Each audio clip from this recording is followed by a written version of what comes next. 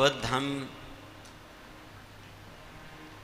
सद्गुरुदेव भगवान के पावन चरणारविंद के सानिध्य में आज भगवत उपासना संबंधी चर्चा तथा साधना करने की ये दिव्य जो सौभाग्य प्राप्त हुआ है, बिना गुरु कृपा ये संभव नहीं हो सकता था।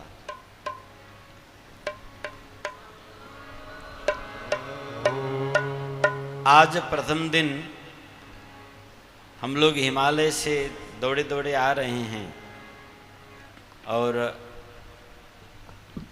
एकाएक ठंडे इलाके से गर्मी क्षेत्र में आए और व्यवस्थापन में थोड़ा समय लग गया। पंथ श्रम के कारण कुछ गला भी अवरुद्ध है और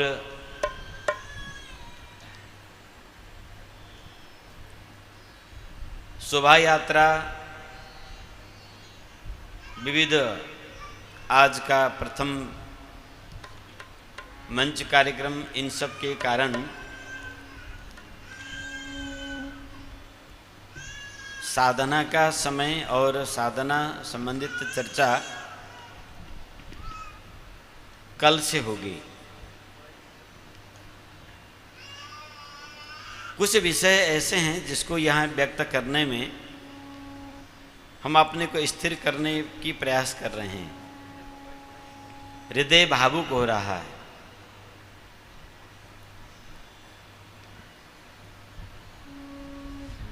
ठाकुर जी की कृपा से बढ़कर गुरु कृपा की यदि किसी ने अनुभव किया है तो मैं औरों को तो नहीं जानता, मैं उसका प्रत्यक्ष पात्र हूं। वैसे तो शास्त्र संत सभी कहते हैं कि भगवत कृपा से ही गुरु प्राप्त होते हैं और गुरु कृपा करते हैं तो भगवत प्राप्ति होती है।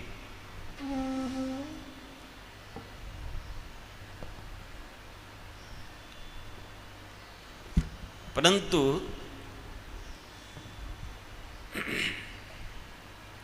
हमारे जीवन में संत कृपा, गुरु कृपा प्रथम रहा।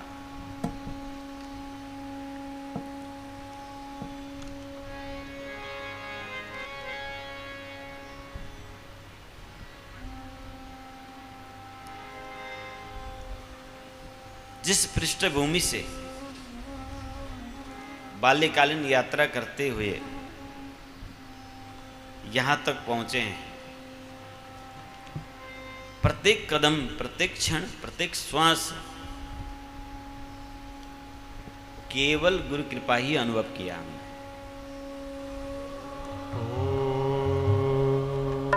ये जो साधना है, सुरत शब्द योग, महायोग, कुंडलिनी योग, पाशुपत सिद्ध महायोग, अनेक नामों से संतों ने इसको पुकारा है। शास्त्रों में भी अलग अलग समय कालखंड में अलग अलग इसके नाम हैं। वास्तव में ये गुरु भक्ति योग है। नाम अनेक प्रकार से संतों ने भले ही पुकारा हो, पर ये गुरु कृपा से सिद्ध होता है। इसीलिए ये गुरु भक्ति योग है, गुरु कृपा योग है।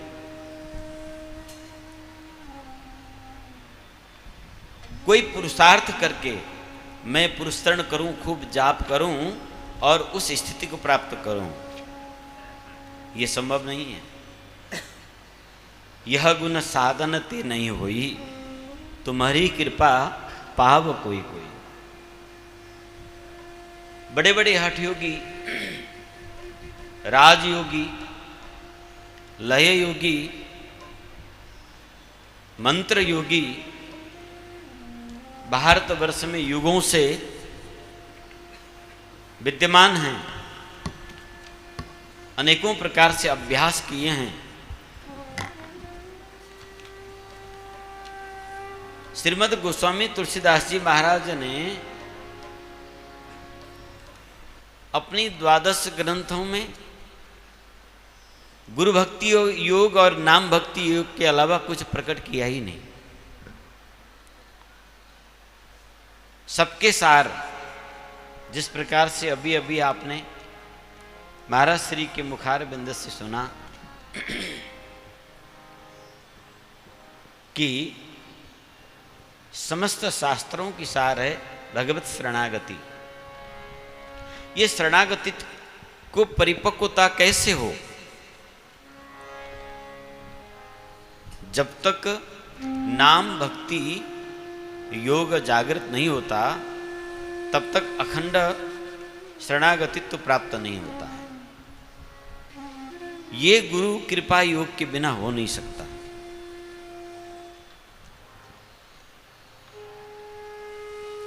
हम लोग योगी लोग हैं, जंगलों में रह के साधना करने वाले। बाल्यकाल में ही सनाथ होते हुए हमने अनाथ जीवन जिया और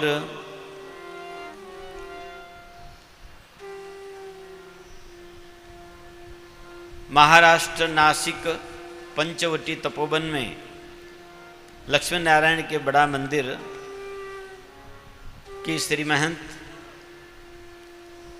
अनंत श्री विभूषित साकेतवासी श्री नारायण दास जी महाराज श्री के चरण में ये दास पहुंचा। जिज्ञासा बाल्यकाल से था,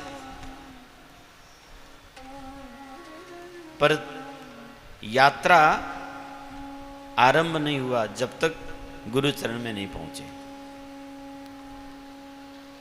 नासिक के महाराज श्री के माध्यम से परम वंदनीय परम पूजनीय प्रातः स्मरणीय अनंत श्री विभूषित रामकृष्ण जन्मभूमि तीर्थ क्षेत्र के अध्यक्ष छावनी पीठाधीश्वर महाराज श्री के चरणों में पहुंचने का सौभाग्य प्राप्त हुआ। अल्पकाल गुरुदेव का सानिध्य, अवध के दिव्य संतों की कृपा, सरजू किनारे में मधुकरी करने वाले संतों के सानिध्य, कुछ क्षणिक काल टाटी घाट में नाम साधना की अभ्यास चित्रकूट में, इन सब प्रयास करते हुए स्वनाम धन्य गोलोक धाम श्री साकेत धाम निवासी परम पूजनीय परम वंदनीय श्री भगवान दास जी महाराज जी के सानिध्य में कुछ समय व्यतीत हुआ। फिर इसी प्रकार से हिमालय के ऊपरली क्षेत्र गंगोत्री, यमुनोत्री, तपोवन, केदारनाथ, बद्रीनाथ, दीर्घकाल का अभ्यास बद्रीनाथ का है। फिर वहाँ से कैलाश, मानसरोवर, मुक्तिनाथ बराह क्षेत्र, मुक्तिनाथ बराह क्षेत्र, इन हिमालय क्षेत्रों में विशेष करके इन साधना को खोज करते हुए, अभ्यास करते हुए, कई पुरस्करण करते हुए वह साधना प्राप्त हो जिसकी चर्चा बारंबार महापुरुष अपने वाणी से करते हैं। मध्यकालीन भक्ति युग के महापुरुष जितने भी हुए, भगवान रामानंदाचार्य के समय से लेकर श्रीमद् गोस्वामी तुलसीदास जी महाराज जी से आप अयोध्या के परम वंदनीय श्री युगलानंद शरण जी महाराज जी तक एक श्रृंखला प्राप्त होता है साधना की विचित्र की।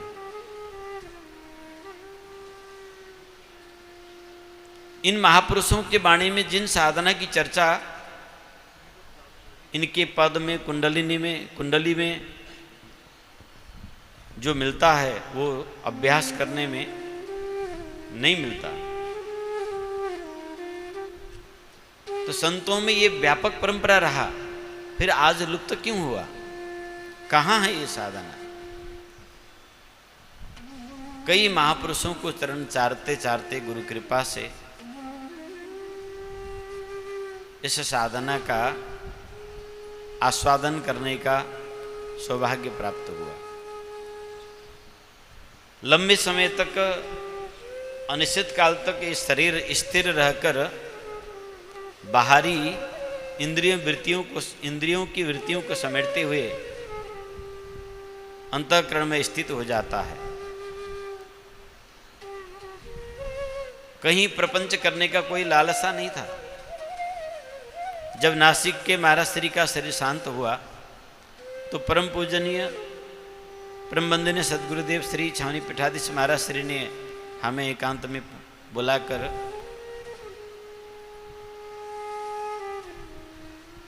पूछा कि तुम्हारी इच्छा क्या है? श्री चरण में हमने निवेदन किया कि भजन में वृत्ति लगी रहे।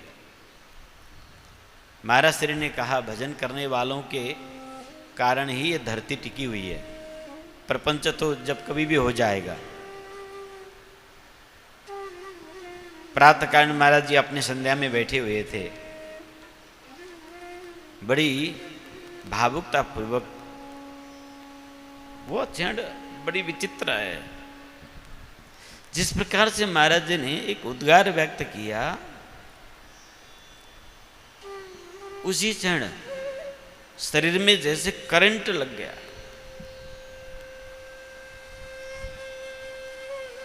घुटने मोड़ के सामने बैठा था मैं, एकदम से गिर गया। पर उस समय समझ नहीं पाया क्या हुआ। वृत्ति हिमालय की ओर थी।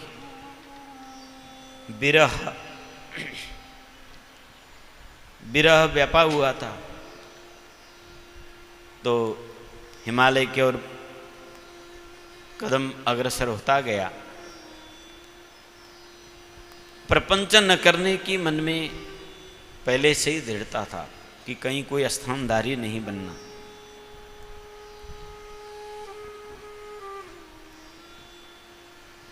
एक दिन हमने महाराज श्री से, नासिक महाराज श्री से तर्क किया। वो दास का अनभिज्ञता था। नासिक हरिद्वार की कुंभ के समय आपका शरीर अस्वस्थ हुआ, सेवा में यह दास रहा। तो महाराज श्री के कई गुरु भाई लोग, यहाँ श्री भगवान दास जी महाराज जी बैठे होंगे और मौनी जी महाराज, श्री प्रभुदास जी महाराज, ये टोली महाराज जी के स्वास्थ्य का हाल लेने के लिए पहुँचे। हॉस्पिटल में सेवा में यह दास था। तो उस समय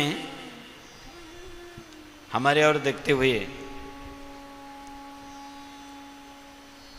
हमें संबोधित करते हुए नासिक की सेवा संभालने की प्रसंग उठा। उससे अगले दिन रात्रि में महाराज जी की और हमारी चर्चा हुई कि शुरू से ही भजन और साधना, ये दोनों सेवा और सुमिरन का बैलेंस मिला के चलना चाहिए। अभी हम जीवित हैं, सेवा की प्रक्रिया सीख लो और साथ में साधना की भी वातावरण बन जाएगा। यही महापुरुषों ने किया है। पर वैराग्य कहिए या वृत्ति या अज्ञानता, लगाव बारंबार उस साधना की खोज के तरफ था। श्री चरण में हमने निवेदन किया कि कुछ समय बद्रीनाथ में अनुष्ठान करके श्री चरणों की सेवा तो हमारे जीवन की प्राथमिकता है। गुरु आज्ञा ही केवलम। तो ये जीवन आपके चरण में समर्पित है, पर एक अभिलाषा यह है कि एक अनुष्ठान में बद्रीनाथ में करूं। महाराज जी मौन हुए, कुछ बोले नहीं, विश्राम को। तो प्रातःकाल जब आपके गुरु भाइयों ने हमें संबोधित करके नासिक की सेवा के लिए महाराज जी को प्रेरित किया, तो नासिक वाले महाराज जी बोले, आजकल के लोग कहते हैं भजन करेंगे, मैं कहता हूँ जहाँ बैठ के भजन करे, भजन न हो तो 10 हाथ के गड्ढे खोद के गाड़ देना। उस समय ये शब्द अचमस सा लगा हमें, पर कृपा कैसे श्री गुरु चरण से प्राप्त होता है, ये मार्मिक प्रसंग है। इसकी गहराई आप बुझे, जब समझ में आएगा तो आपको भी हृदय भावुक हो जाएगा।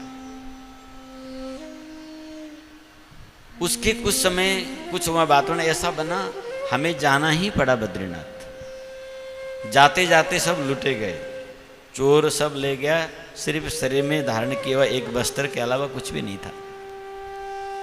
पैदल हरिद्वार से बद्रीनाथ पहुंचे। और आश्चर्य की बात कि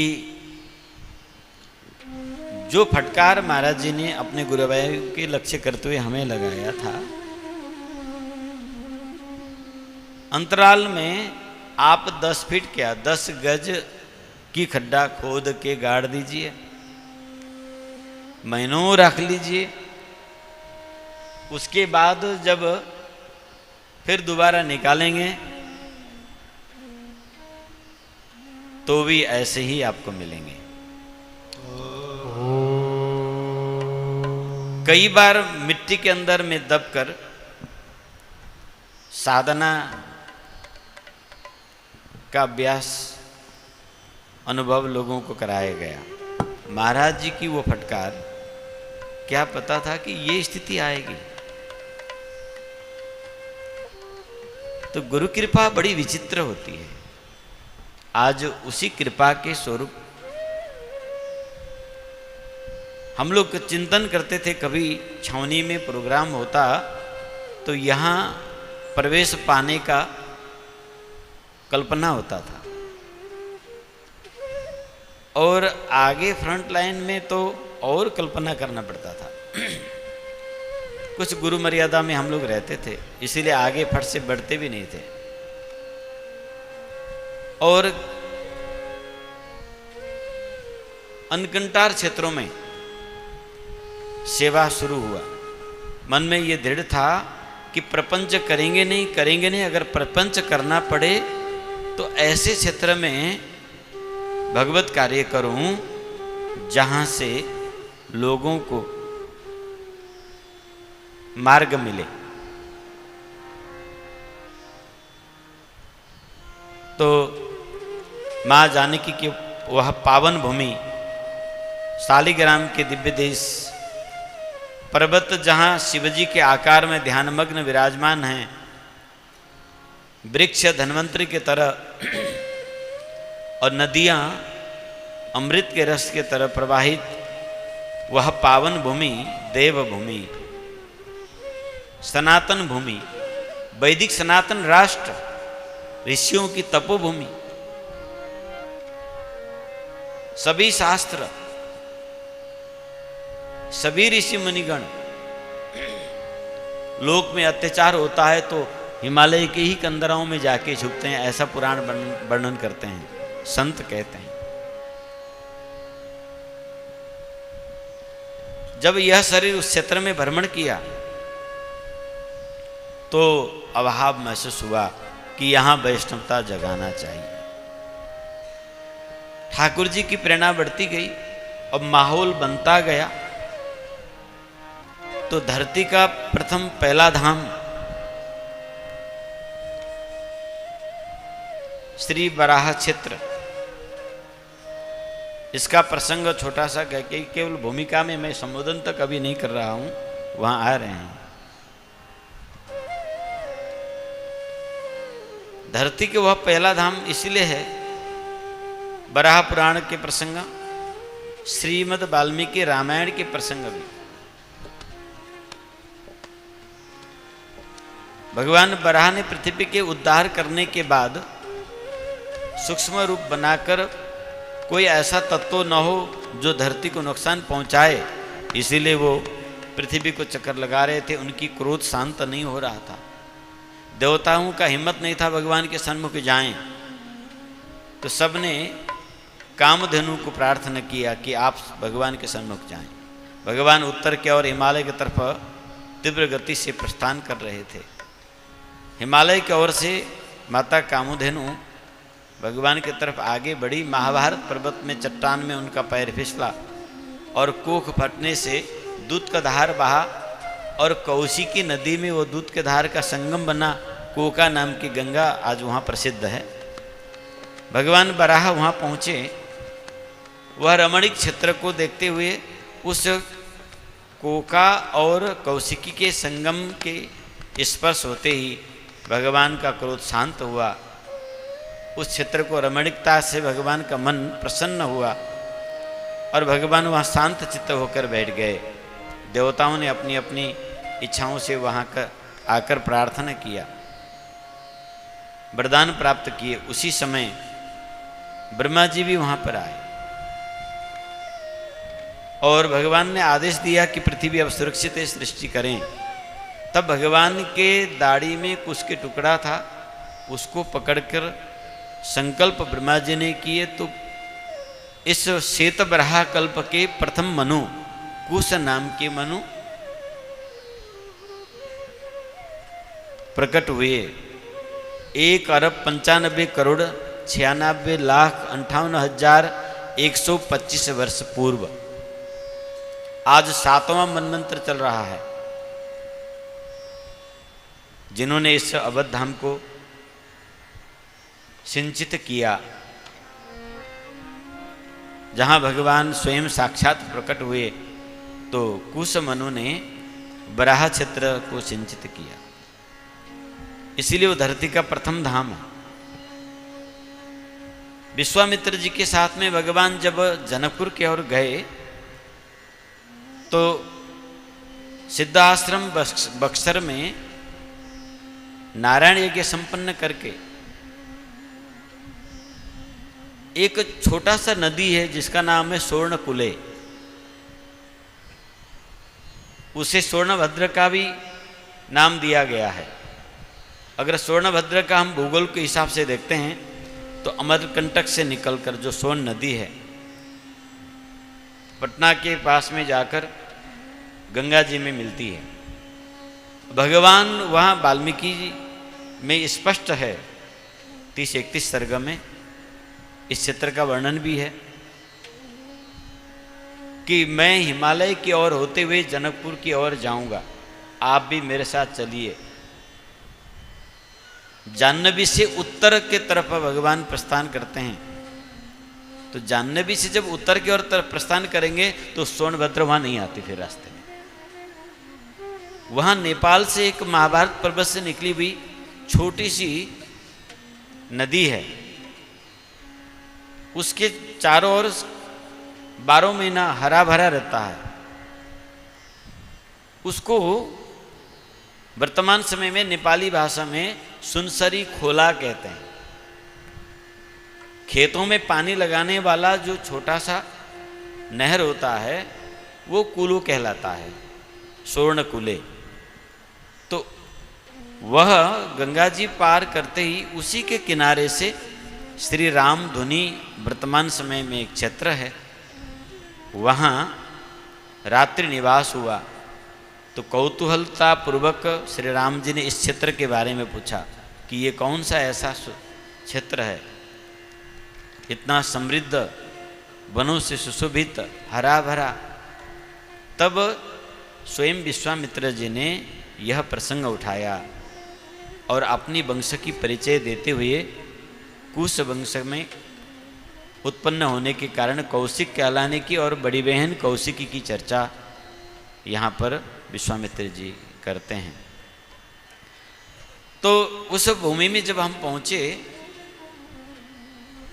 वहाँ आवश्यकता महसूस हुआ, प्रेरणा मिला और सेवा का कार्य आरंभ हुआ। ऐसा कभी कल्पना नहीं था। छावनी से लंबे समय से बिछुड़ गए थे, शरीर यहाँ आना जाना काफी लंबे समय से वंचित हो गए थे और वहाँ का सेवा कार्य की दृष्टिगोचर महाराज श्री को यहाँ बैठे बैठे था। मेरे बीच में आने जाने वाले भी कोई नहीं था। पर गुरु का दृष्टि कितना दिव्य होता है, वो कहाँ से अपनी दृष्टि रखते हैं। संकल्प बना, 1200 साधक तैयार हुए पुरस्करण के लिए। आप सब संत भगवान देख सकते हैं, यहाँ जो विराजमान नेपाल से आए हुए, ये सभी तप्त मुद्रा सहित दीक्षित हैं, पंच संस्कार से युक्त, और सभी पुरस्करण किए हुए भक्त लोग हैं।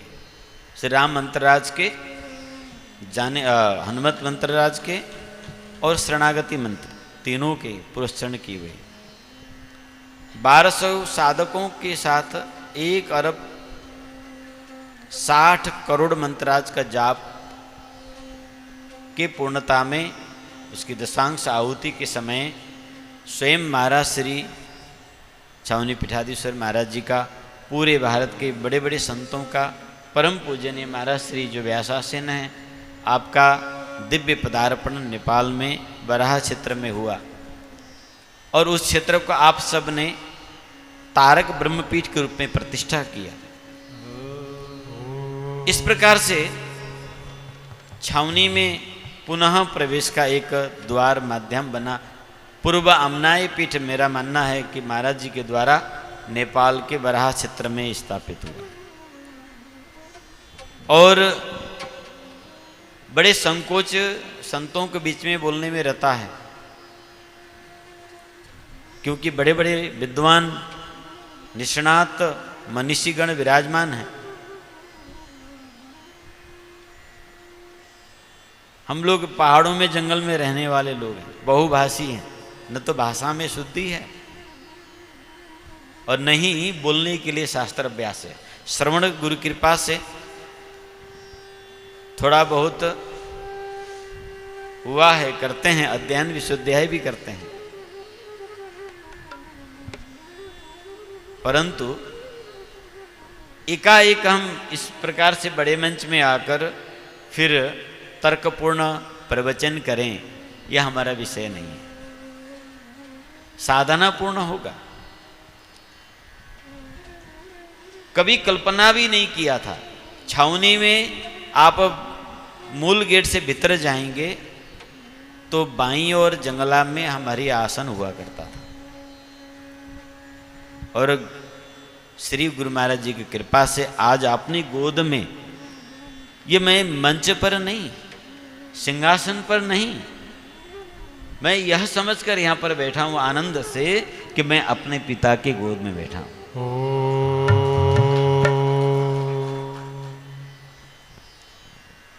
और निर्धक्क हूँ, अपनी बात, अपनी अनुभव निसंकोच भारतवर्ष के सभी संतों के चरणों में निवेदन करने के लिए तत्पर हूँ।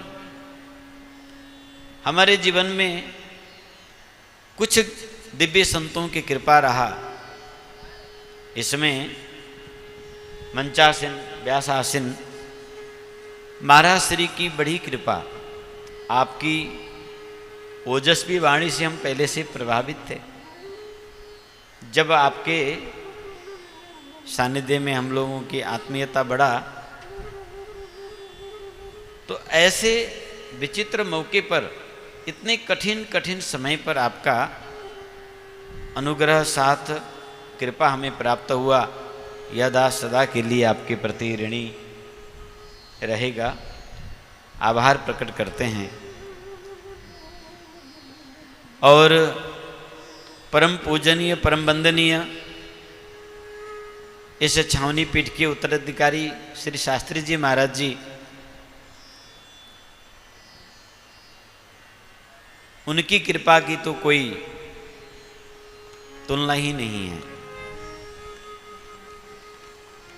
हमें लगता है कि ठाकुर जी का हार था, उठा के उन्होंने अपने गले में पहन लिया। इस अकिंचन को अपनी आश्रय प्रदान करके, और आज अवध धाम में संतों के बीच में माँ जानकी की भूमि से जुड़े हुए लोगों के साथ में यहाँ आकर आप सभी संतों के सानिध्य में